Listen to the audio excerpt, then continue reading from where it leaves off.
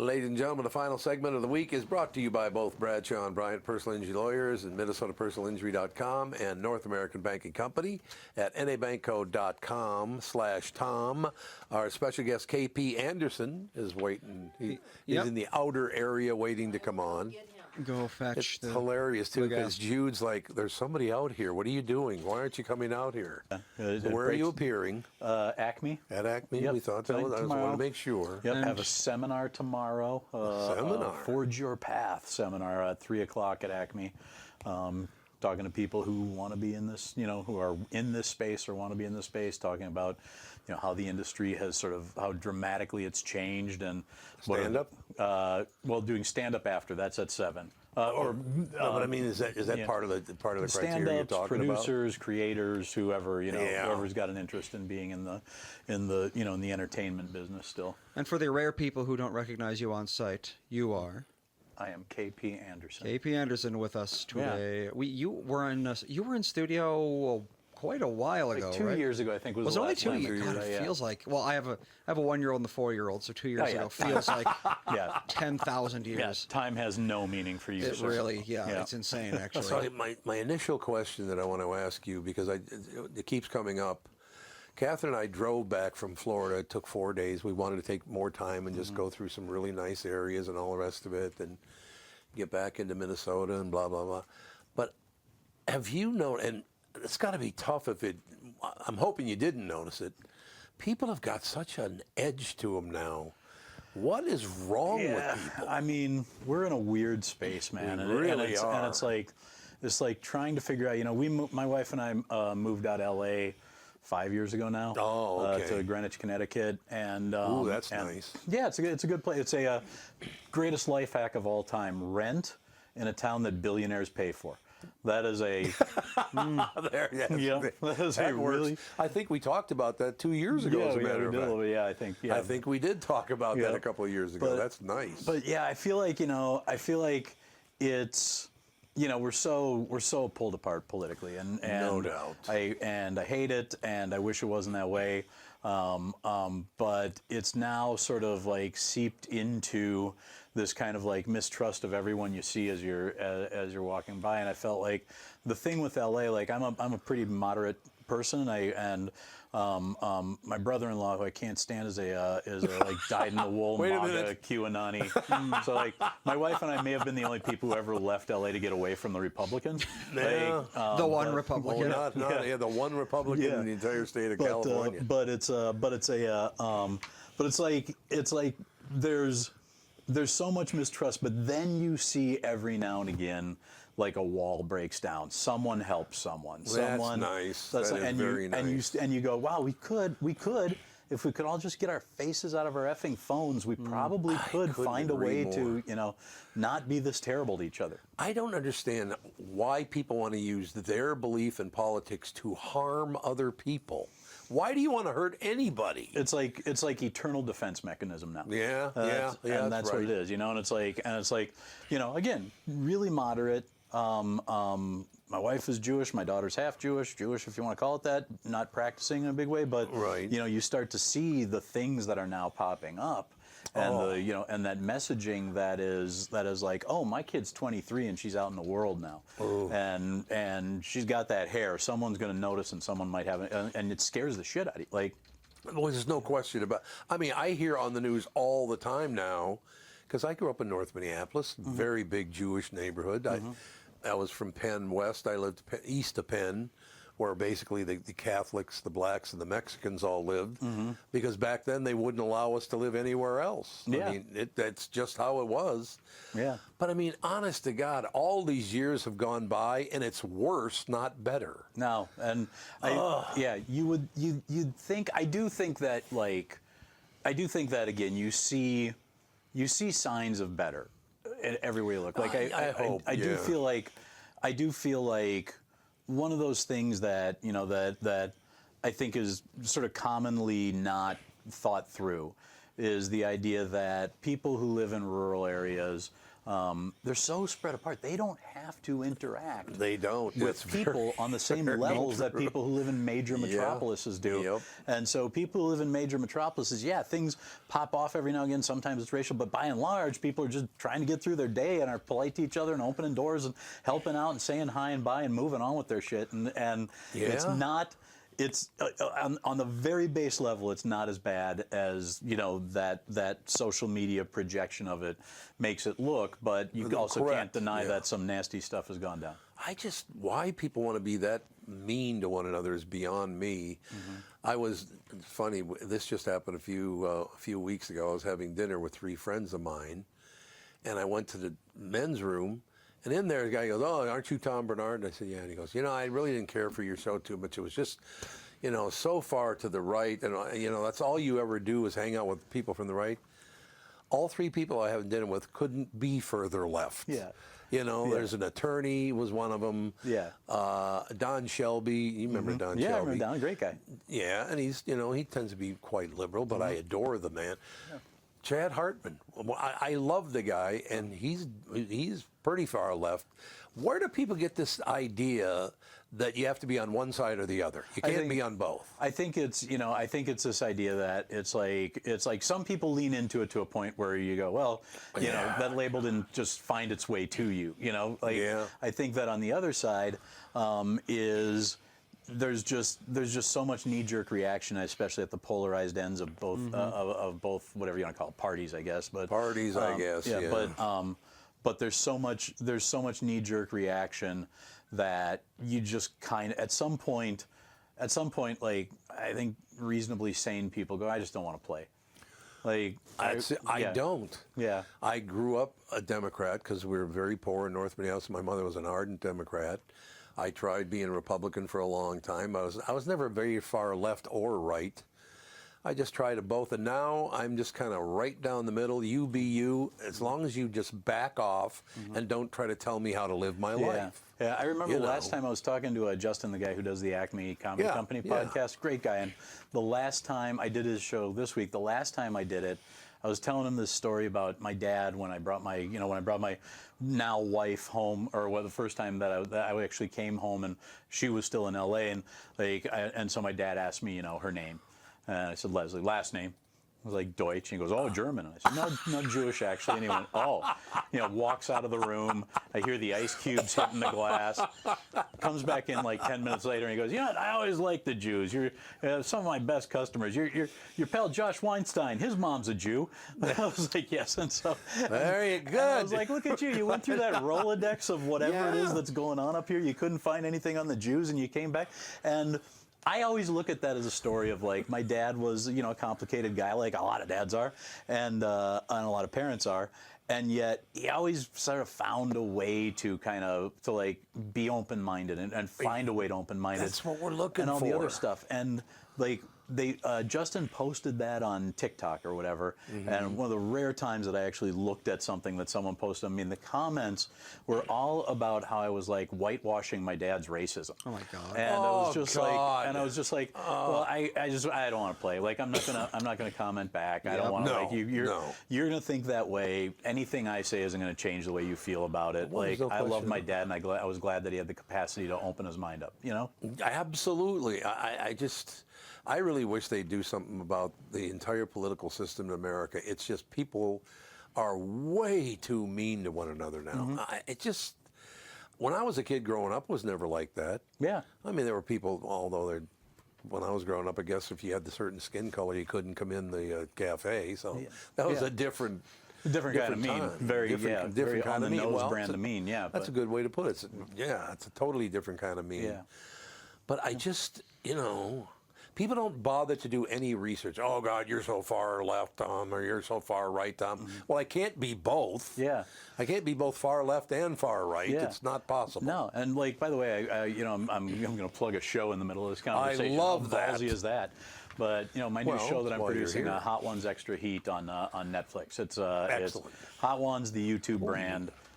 Sean Evans, the host of that, sort of elevated and around special events that Netflix is doing. So our first episode premiered 2 weeks ago, and until today it was in the Netflix top 10. We interviewed Will Ferrell as a part of his new show, The Hawk, was launching. Is he as good a guy as he seems? He's a great guy. That's what I've heard. I've had him on various shows that I've been producing, like the pickleball thing that I did a few years ago. He's on guests on a bunch of stuff, and I've always found him insanely pleasant, really smart, very, very, very painfully polite, and actually kind of a little bit shy once he gets on set. Oh, yeah. But then once it's time to go, he goes. And he had Fortune Feimster, who I love, who's she's just I brilliant. haven't seen her in a while. Is she doing okay? She's great, and she co-stars in this show, The Hawk, with Will. Wonderful. And she just tickles him to the very fiber of his being. Like, everything she says gets him giggling. And I go, that's what it's supposed to be. That's what a person from a completely different walk of life as you, right? Who's like, and I think one of the things that Hot Ones has done very admirably over the 12 years they've been dominating YouTube is Sean and Chris Schonberger, who run Hot Ones, are like, they just don't do politics. Wonderful. They just go, no, I like. Can I put my podcast on your network so I don't have to talk about doing politics or what position? Look, first of all, I'm 74 years old. I don't even want a voice in the future. It's none of my business, actually. Yeah. You know, I just wish people would understand all. But I have had family members that haven't talked to me in 30 years. Yeah. Because they thought I didn't agree with their politics. Like, what? Yeah. The hell is wrong with you? Think about that. Yeah, I don't know. I think it just, it's gonna be a thing for people. It is. I do think that, like, this is my one take that I will say, like, I just wish Donald Trump would stop going to cool things and making it weird. I know. Like, would you please stop turning like something good into shit? He must know that everywhere he goes, people are going to freak out and follow him around, and they can either be adoring him or hating him. But the crowds of, like, the throngs of people following him around just so that they can, do their thing. Yeah, it's just, and just like every sporting event, it's just like, oh, this was great until you showed up. Well, and I think even the people who admire him would admit that it's like, it just gets weird when this cat enters the conversation, and those, like, we were all having like a really good moment. I've known Donald Trump for about 20. When did Art of the Deal come out, Andy? Do you remember? A long time ago, probably the 80s. 20, maybe it was 30 years ago. Maybe it was. I think it was 30. Yeah, it was. Might have been more than that. 39 years ago. 39 years ago, I had him on the KQ Morning Show. Wow. So there you go. Yeah. And he was very polite and all the rest of it. Then I had lunch with him, I guess maybe about 10 years ago. So I see him come and go. But I haven't voted in 6 years. Oh, really? I have no interest in supporting anyone anymore. Why? Because I'm 74 and it's none of my business. Yeah. Young people are developing the world now, and I've got a great life. I've had we were just talking about how lucky I am. My wife and I sit and do the show. Andy and his sister come and do the show. Andy's kids and her kids come and, they sit out there. They can't be on the show, but because they're too young to be. I don't want anybody knowing what they even look like. Yeah, of course. But that's the reason I'm not a Democrat or a Republican anymore, because of that kind of thing, that they always go to these things and make a big deal out of it. But it's just, it's none of my business anymore. You're building a new world. And I've had a great life, magnificent time, and I'll just stand back here and watch. Yeah, it's an interesting angle. I've never registered with a party. I've always remained independent. Yeah. That's never going to change. But I do vote in every election. But I think what I do now at 57 is I have taken that tack to parenting advice.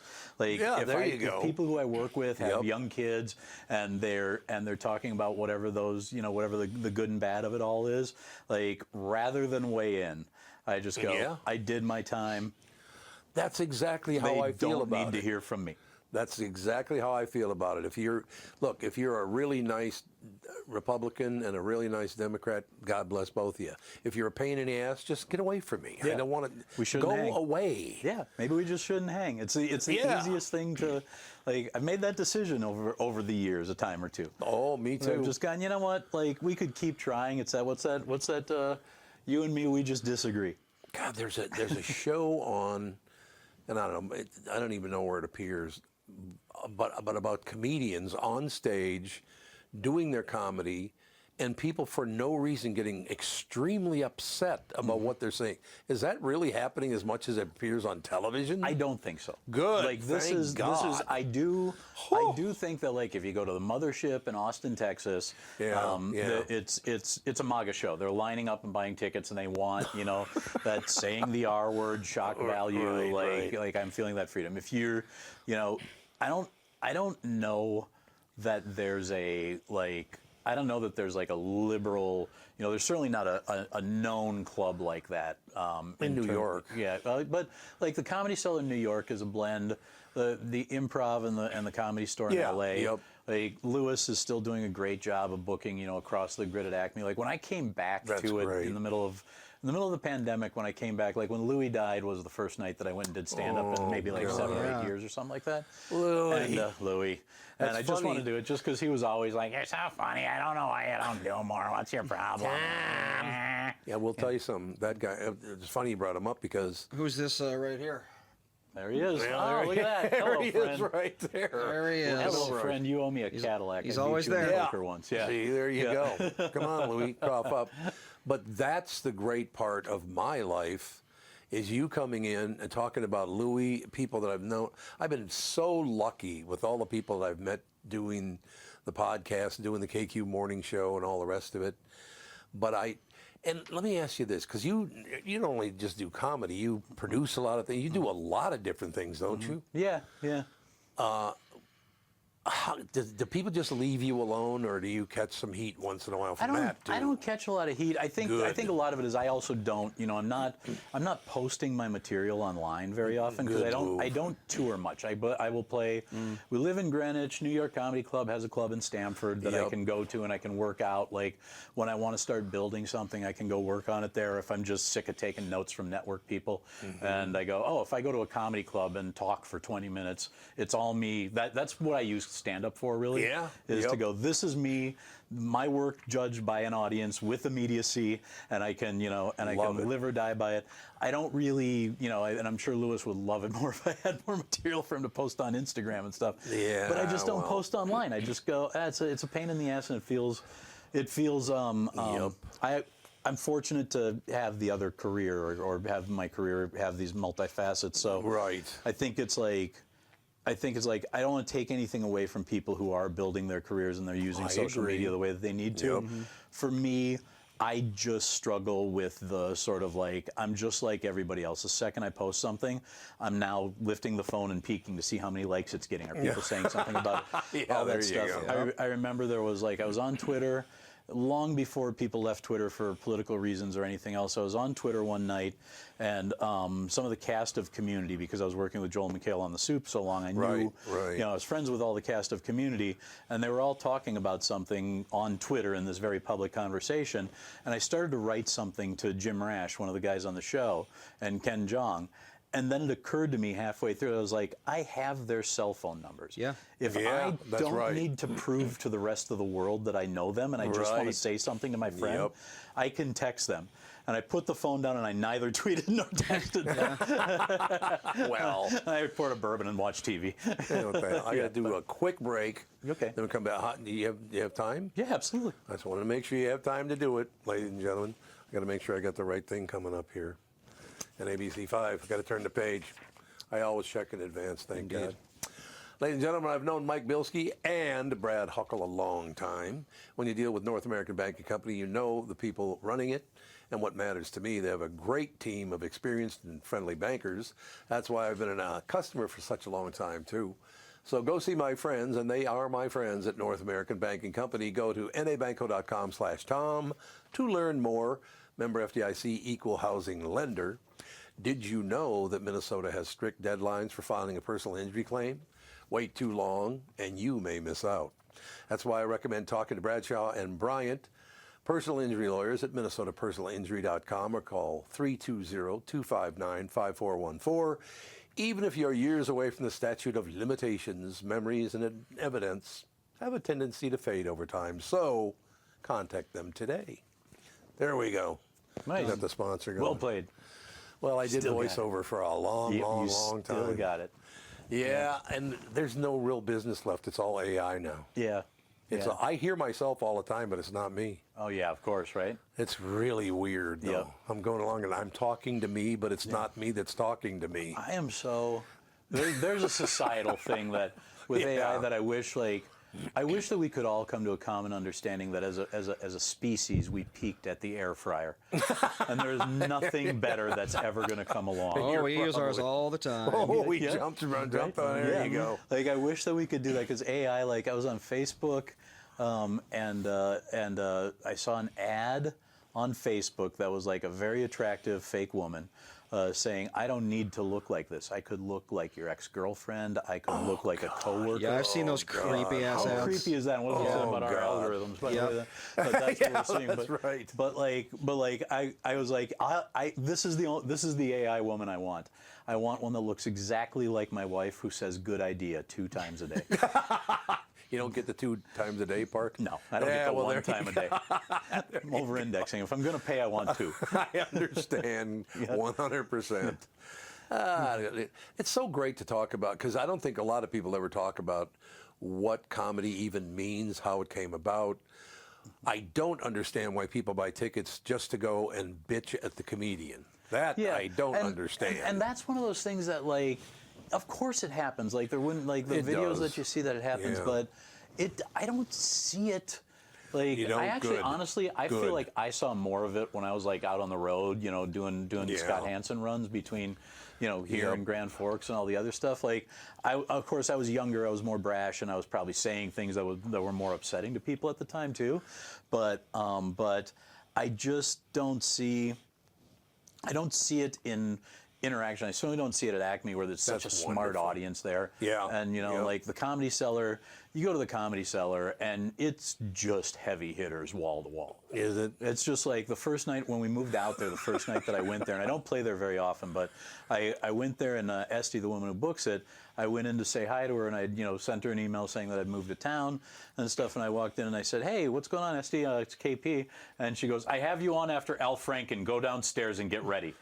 And I was like, Al's doing stand-up? What? And Al Franken doing stand-up? Al Franken was in the basement of the Comedy Cellar doing stand-up. Like, and, you know, I realize that everybody's got a political opinion about Al, but that man can write a joke. Like, there's no question. He can't stand me, though, for some reason. I'm sure. Like, I mean... He's like that. Yeah, Al is not an easy embrace. He's not at all. But I mean, it didn't affect me one way or the other. I do still admire his ability and the way he thinks and all that. Yeah. And a lot of people aren't like, you would have to go. It's interesting that even came up because in order to upset me to the point where I hate you, I don't know how hard you'd have to push for how many months. I'm not going to waste time disliking anybody. Man. I mean, I've seen Al Franken in person maybe 3 times.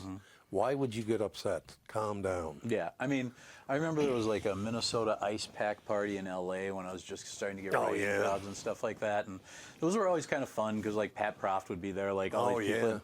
Al I haven't seen Pat in a long time. Oh, he's such a nice guy. He's a great guy. Yeah, but I walked in and just sort of bumped into Al, and I had not met him yet, and so I tried to engage him in conversation. That was a horrifying mistake. He was so big cold to me. Then eventually I started writing for Bill Maher, and Al and Bill are good friends, and so it the ice thawed a little bit, but it was like, oh no, this guy, this Cobra strikes. Like he's got a Where did he grow up? In North Minneapolis, or his family was originally from there? I know. Yeah, I think. I want to say, and I swear to God, I'm not trying to be like, because he's Jewish, but I want to say that was St. Louis Park that he actually. I think that is he true. and Tom Davis met there. I think that is true. Yeah.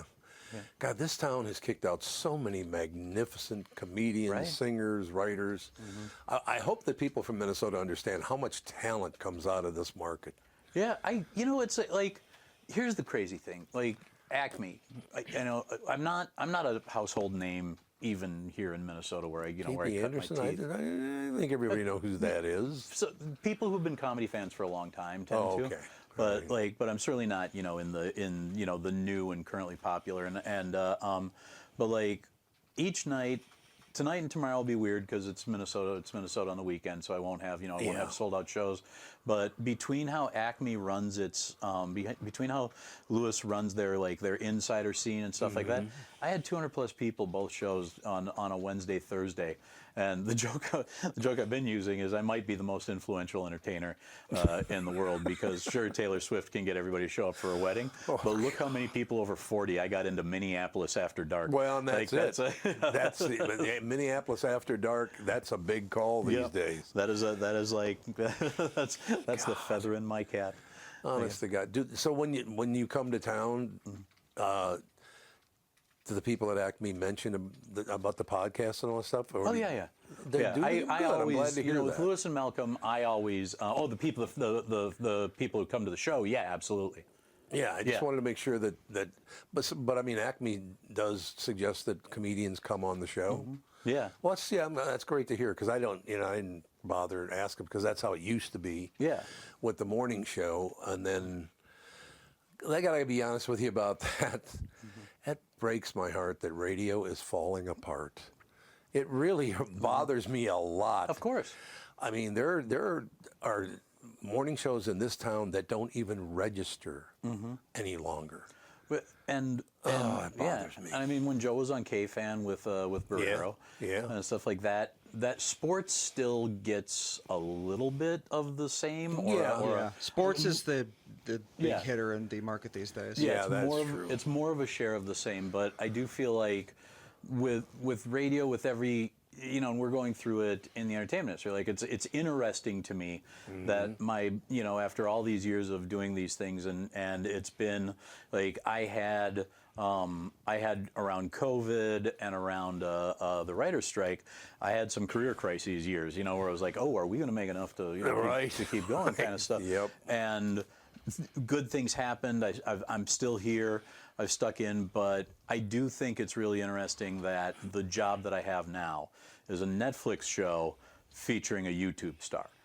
Yeah. That's an interesting. I know why because I know why they hired me and I know what those meetings were, and it was the fact that I did breakfast at Bethpage at the Ryder Cup with Colin Jost, and that was T-Mobile was brand paying for it, and it was airing on Peacock and all this stuff. But all the things that I've done that have kind of sort of adapted to be there isn't really no Comedy Central anymore. There's really no entertainment television anymore. Yeah, that's true. And there's no comedy variety talk type of stuff that's new and fresh. I did that Jason show on Fox today, and it was great. Oh, you did? He's a great guy. Okay. I really loved and great production value for what they're doing. Well, that's I good. thought that was impressive. But it's like all of that stuff that I sort of made my bread and butter and put my kid through school and all the other stuff. That's not there in those traditional places unless you figure out another way to package it, which is what happened with Hot Ones Extra Heat. And so I've watched what you're watching with radio, with sort of like the comedy variety. There's not going to be another Soup on a cable channel. No. Yeah. So what do we make? How do we do it? And I love that you're still doing what you're doing because to me it's the idea that it's the talent and it's the connection with the audience that matters. Huge. And the fact that the audience has found you again and is with you for this ride. Yeah. That's just a monstrously important thing. And I think that going back the other way, one of the things, because I produced so many pilots for so many social media influencers at a certain period of time, and their audience wouldn't follow them to traditional media. Oh yeah. But the traditional media audience will follow their talent. And I think that a lot of that, especially when we're getting up to our certain ages, I think that it's what we have that the younger people emerging don't have is just a lot of proof of concept. Like a lot of I like watching what he does because he's the one doing it and I'm invested in him. Well, that's how I've always been. I mean, I don't know what I would have done with my life if it weren't for comedy. I'll be very, very honest. Because, the tough time over in North Minneapolis, my dad being taken away and all that stuff, Ed Sullivan's show was huge. It was like going to heaven. Yeah. Because he'd have all these magnificent comedians on, and instead of sitting and wallowing in misery, I actually laughed every Sunday night. It was they were very, very funny. Then he has the Beatles on when I'm like 12 years old. I'm like, my God. Yeah. You know. Yeah. Can you still reach out to television and all media anymore? Probably not. I wouldn't guess. Yeah. I think it's just always, there's always, you know, where the guard posts are different and weird, and so you can still sell something to NBC, CBS, ABC. Yeah. But it would be helpful if you're bringing Dick's Sporting Goods along for the ride with you. You know? Well, matter of fact, I do have to find a sales guy because we've gotten big enough now where I actually need a sales guy. Yeah. So I don't know. But I used to. But now I don't even know where the hell to look for one. I'd track somebody down. And that's Yeshes Joe. Yeshes, my brother. He's Oh, really? He's business operations with send the me Frost his now. contact info. I'll get in contact. Yeah, with he him. said to say hi to you, by the way, Andy. He said to say hi to you too. But that stands. That's an afterthought. Wasn't he? Was he in with you last time you were in? Not the last time. He did come with me. Not the time before? Yeah, when we did it at the house that one time. Oh yeah, a million years Joe came ago. along, That was yeah. that had to have been 13 or 14 years ago. Yeah. Was it really? Oh, Yeah. absolutely. So that's Oh what yeah, Joe you were does now? like you were Yeah. like one of our first episodes, I think. Both of you. That might be right. Let's see. Yeah. I'll find out. Louis even saying he's nodding. Yes, Yeah. you're right. Yes, that's right. Yeah, Joe's kind of killing it. He loves doing what he's doing. He's working in hockey. It makes him so happy. He's got a daughter playing at Endicott College up above Boston. Oh yeah. Oh God, yeah, it's beautiful. Yeah, yeah, and he's. So does he have time to actually represent me at this kind of thing? I think he can help you find someone. Oh, to good. represent you. I think he can. Whatever works. Yeah, 'Cause I I'm don't sure want he's to got bother someone. him either. Yeah, he'd be thrilled to hear from you. You were our 4th episode of the show. Wow, look at that. Yep, that would have been back I in didn't even know you're 100. Yeah. I know, for real. That would have been back in September 2012. So yes. Oh my God! Yeah. 14 years ago. I know. Yeah. Pretty Can you believe crazy. it? Isn't that wonderful? Yeah, but kind of going back to the comedy and what it, what it's done for is, like, yeah, my mom's now in memory care, and geez, we just talked about that this morning with another friend of mine. Yeah, but the thing is once you've gone through the horrible, so many people know what it's like, and everybody who doesn't know what it's like, you hope for them that they don't have to, but the odds aren't on their side, and like putting her in there, the amount of having her, it's a great place that she's at. She's safe. She is. Yeah, but that's the big part. And she's Absolutely. not living. She's not living a life that's really connected to this world that we're in. But the life she is living is friggin' hysterical and imaginative, and she's living it as the person that I know. So like she was in memory care. First day in memory care, you know what she did? She broke out of memory care. She found Where'd you grow up? I grew up in Cambridge, an hour north. Yeah, Cambridge. I wonder where she got that. That sounds like a North Minneapolis deal. Yeah, well, she's a South girl. Oh, she went to Central. My dad went to South. Oh, but she well, there grew up, you go. Okay, now that makes But sense. yeah, she's got a lot of piss and vinegar. And then when I got into town, I took her for a drive the other day around St. Paul, and we were. I'm going over to see her after this. And when we were on Summit Avenue, and she points out the window in the exact right direction. She says, "Snelling Avenue is over that way." Isn't that I was great? like, "Look at that! Yeah, it is, Mom. You're right." And she said, "My office is there." And I said, "Oh, where do you work?" And she said, "The Department of Transportation." Never once, not in her life did she ever. And I say, so what's that like? And she goes, there's a lot of nasty shit going down, and I'm at the center of most of it. And I was just like, you go, Gail. Gee, where'd you get your personality? Yeah, exactly. How did that ever happen? I was just thinking about. Matter of fact, I brought it up last week. I think my mother, in that same situation. Hopefully, your mother's got a lot more time. But I got the call from the hospital after my mother had been in, intensive care for quite a while, and they called and said, your mother is probably going to pass away today, so you better get down here and see her. So I go down there, and she's just laying there, and my mother's voice was deeper than mine, which was very odd. Tom, what are you doing? I'm like, okay, Mom.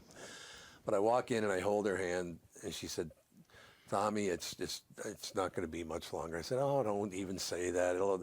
This is a great hospital. They're going to give you the top care. Look, in my opinion, Mom, you just follow their lead, and you'll be around for a long time. Long pause.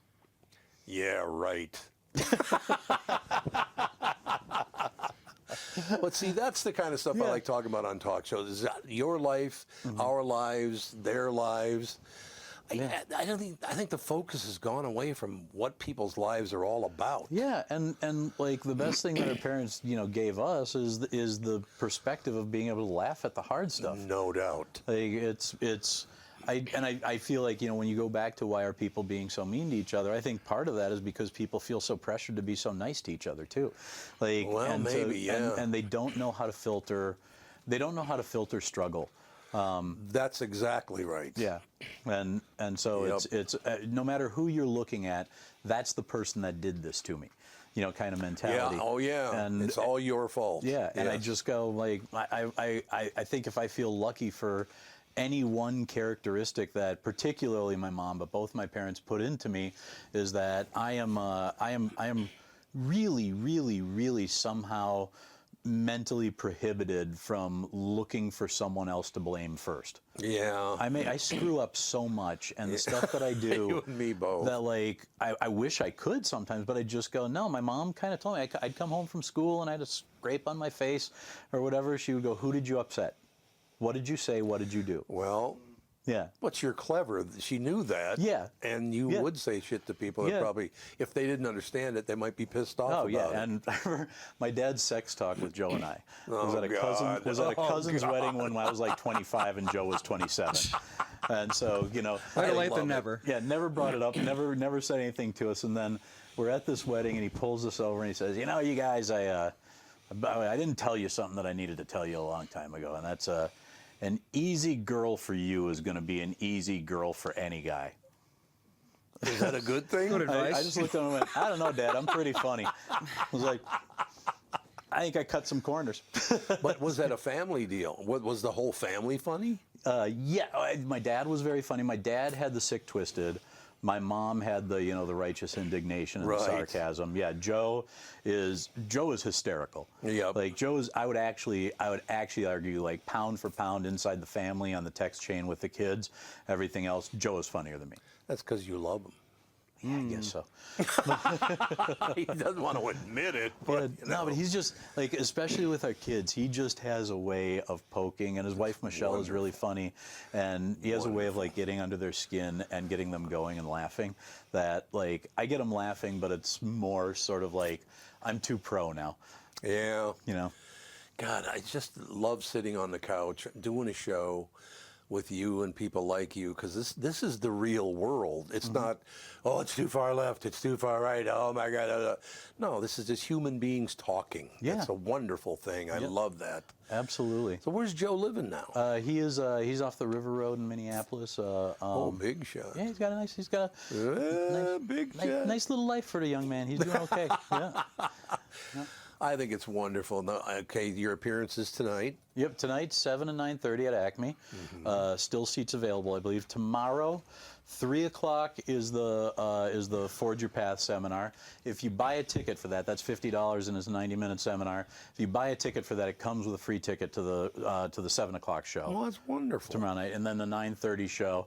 And I am guessing that by like the 9:30 show, given it's a sunny, hot weekend in Minneapolis. 100 degrees. Yeah, I'm guessing it's going to be people without a cabin and blood relatives. That's who's going to be there. So probably plenty of seats available. Oh, yeah, speaking of up north, Dave, he's in the chat for once. He got a chance to watch the show. He hasn't been able to watch it live since. Who? Dave the cop? Yeah, he hasn't been able to watch it live. I thought you were going to say Mordal. I was like, oh, he's out there. Yeah, Mordal. He's somewhere out there still. Oh, he is. Never mind. I can't load the file for some reason. But he's up north, and he sent me a picture that's. But people are still worried about the smoke up north, but the picture he sent me was crystal clear. So yeah, so everyone who that's the thing is 2 weeks ago. Oh God. No one was going up north because there was so much smoke in the air. Well, not up north. I walked out our front door last week, and you could barely see the house next door. Yeah, we had it last week on the East Coast really bad, and it was it was horrible. It's all Canadian, isn't it? Yeah, all Canadian fires. Yeah. And then the fire itself got into Minnesota. It spread down. Oh, did it really? Yeah, got in through Lake of the Woods. Wow. Yep. Wow. God, this is still one of my favorite things in my life. It has been for 50, 60 years, whatever, to end my week by sitting down talking to an old friend about comedy and life and families and all of that. That's what I love about this. Absolutely. And by the way, I'm more than happy to do that over a Zoom, just you and me someday too. Like if you go, God, I think it's wonderful. If you go, I just need someone to shoot the shit with. I'm always around, Tommy. We got to do it then, because honest to God, I mean, there's an example. I lost so many people now. Louis was, when Louis would come back to town, the first thing he would do is go visit my mother. I mean, it's just so sweet. Yeah. She adored that man. Yeah. Yeah. And I just, it's just to have you walk in the room again. It's like, man, that's the old days right there. I went to see him. Just my wife and I were in Vegas, and we went to, and like I didn't tell him I was coming to the show. We just went to see him. We sat at a table down below or down low so that he could, he saw me, and did the double take. And he was like, "Did I comp you?" No. Good. And then he, of course, has someone grab me after the show, and he's like, Louis wants to see you, but you got to get upstairs really fast because he needs to talk to you really fast. And I'm like, oh, I wonder what's up. And I'm like, maybe he's thinking of a show. Maybe there's something we can do together. And he's got dinner plans, so he wants to get it out really quick. I get up there, and he goes, I'm so glad you're here. Evel Knievel is going to come in. And he's so old, and he's broken every bone in his body. I want you to watch him move with me. Oh, God. Was it hideous? Oh, it was. He literally just like, I'm evil. Yeah, you look evil now. Yeah, and like literally it was like, do you want to sit down? Don't know if I can. I don't know if I can sit down, but God, you got to get. Why don't you come through town like once a week? I love that. Oh my God. We're talking. There's a conversation. My daughter wants to work in hockey now. She's got a physics degree and she wants to go work in hockey. And in hockey? Yeah. Is she a good player or something? Nope. She just likes hockey. She was working for. She was doing a co-op. She majored in applied physics with minors in chemistry and math. Are you trying to tell us your whole family's bright? Kinda. But she's just like me. She worked in this co-op at Northeastern, working for a company that made hydrogen fuel using microwaves and plasma. You know the way you do, Tom. Yep. And she called me from. They had her in New Orleans or in Louisiana, setting up like their first to-scale reactor. And she calls me and she says, Dad, I have a problem. I said, what's up? And she said, every morning I get out here at 5 a.m. and there's a group of contractors who are dudes in their 30s, 40s, 50s who stand in a circle around me, and I have to tell them what they're doing today and how this 2-ton piece of steel needs to merge with this thing. And she said, and they listen to me. And I said, what's the problem? And she said, well, first of all, why are they listening to the 20-year-old girl? I was like, well, it's your job. It's not like you have zero experience pushing around a middle-aged man, so let's start there. But I said, no, but for real, and she said, the science guys who I work with the rest of the time, my colleagues, they can't look me in the eye. They're afraid of me. They don't know how to talk to women. They don't know how to be in a room or in a work environment. They don't listen, which is bad because they put me in charge of safety. Yeah. Like all of these things. And she said, I just don't know that I want to do this with the rest of my life. And I said, what are you going to do about it? And she said, I called the Northeastern hockey coaches, the women's hockey team coaches, and I asked if they needed a physicist to help them do data and stats. And they went, hell yes. And she's in love with hockey. Yeah. And so there's every possibility. She applied the other day for a job with the Edmonton Oil Knights, who are like a super low minor league, like A League or whatever, part of the Oilers. Yep. Like she's trying to find a way and working her way up, but we followed her once when she moved across the country. So who knows? Maybe she lands here and we land back here with her. Well, the amazing thing about it is this is still the state of hockey. Yeah, absolutely. It certainly is. And I love, I'm a huge fan of the Frost. I'm a huge fan of the Wild. Yeah. I would be thrilled if she found a job up here. Well, the Frost are undefeated, right? No, they lost this last year. Oh, did they? Yep. Oh. But they are 2 out of 3. They're coming back strong next year, and the Wild are going to be something, man. You think? Yeah, I think. That's what people say every year. Yeah. We got all this ice. How can we not be good at hockey? All right, so if you're going to come in next week, Monday, Tuesday, Wednesday, Thursday, and Friday. Yep. We'll only be here 3 of those days, but you're welcome to. Just sitting here talking to an old friend like this is so great. I just sitting on the couch face to face. This is what I want to do for the rest until I drop dead. I just love doing this. Dude, I'd be thrilled to be sitting here and go, Tom? He's dead. Leave him alone. Yeah, Andy, it's your show now, man. That's right. It's Andy's show. Mid-show, just the swap. All right, again, your hours this weekend are? 7 and 9:30 both nights, Friday and Saturday. Both nights. Yep. Friday and Saturday. And special. Special 3 p.m. tomorrow, seminar, whatever you want to call it. A seminar, yeah. A that's gathering good. to talk about the business. But yeah, I look forward to talking to Joe because he probably knows how to get that thing. Because I don't want to go out and try to find somebody. Oh, here, I'll show you. I need somebody who already knows how to do it because they know better than I do. Yeah. You know. Yeah. So that'd be great if Joe would do that. Plus, he should come with you next time. I actually asked him if he wanted to this time, and he had a meeting. But we're gonna meet at the old lady place in a little bit here. Oh, and that's then, nice. And then we'll grab a beer, and then I'll head to the club. All right. Well, thank you very much. Yeah, thank you, guys. Though one thing I will tell you, because and people are cognizant of this, I laugh that hard when I really need to I laugh that hard. I don't fake laugh. I hate that when people that fake laugh bullshit. But you've always, how many years have I known you now? Like 15, 16, 17 years? I think it's a little longer than that. Even I think longer it's than actually that now. 20 some odd, Oh, Well, the first time on just this podcast was 14 years ago. Well, that's right. So. That was 14 years How ago long by did you know him itself. before he came on the podcast? I think my first KQ might have been because I started stand up in 91 or 90. No, 90. So my first KQ was probably like 95. By that was about like when I God, started 30 years. getting some traction. You don't even look 30 years old. It's not Thank fair. you for that. Thank you. Thank you for that. I swim. That's the key. Ooh, swimming's I'm good. swimming a lot. It's boring as fuck, but it is really like it genuinely. I just the schedule worked out that I got to go to the Y in Edina today, and and knocked out 1,200 yards before coming here. That's a good just because I'm like Y, too. I have all the things God put in place to keep too many people from being in the Midwest at once. I got the high blood sugar. I got the high blood pressure. I got the all the stuff. So. It's like, yep, the cholesterol we gotta, and my palate has not changed. So, yep. So it's like I gotta jump in the pool and get those yards in. So burn off that cheese and sugar. Yep, exactly. And meat. You hit the road again Monday? I fly for the Hot Ones thing. We're shooting Sunday. Oh, Sunday. Okay. At I can't actually. We haven't announced what the next special is, but it's like I'll be at a big event that's live on Netflix on Monday. Excellent. To shoot stuff that we then go to Orlando and shoot the second half of it August 5th. So all right. Whenever you're in town, you got to come by. I will every time. Every time I do. Do you ever appear in Florida? Not really, but now that I'm on the East Coast, maybe I'll make a trip down there. Like, where are you? Where do you? Where do you West Palm Beach. West Palm Beach. Okay. You gotta come by. We'll have fun. Yeah. Take me to Mar-a-Lago. We'll kick it around. Talk to some folks. Actually, if you want to go to Mar-a-Lago, we can go to Mar-a-Lago. Oh no. Like I said, I just don't. Yeah. That's the one thing I really wish that the press in this town would drop is. They've always had me so involved in politics. It's like, no, I'm to hang out with some people here.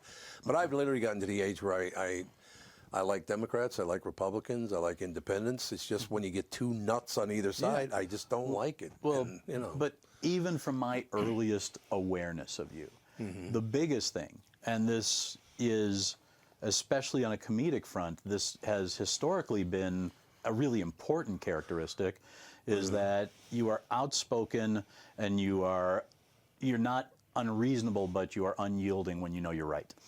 And I think I think that people for years, especially mediocre people, are going to find that threatening. Yeah, so they don't like it. Yeah. A lot of mediocre people out there, is what you're saying. There's a lot of mediocre. Yeah. All right, you better get. Oh God, it's 3:15 already. We better get you extended cut. All right, thank you guys. All right, we done, Andy? Yeah, we're done. All right. Goodbye, everybody. Guten Tag.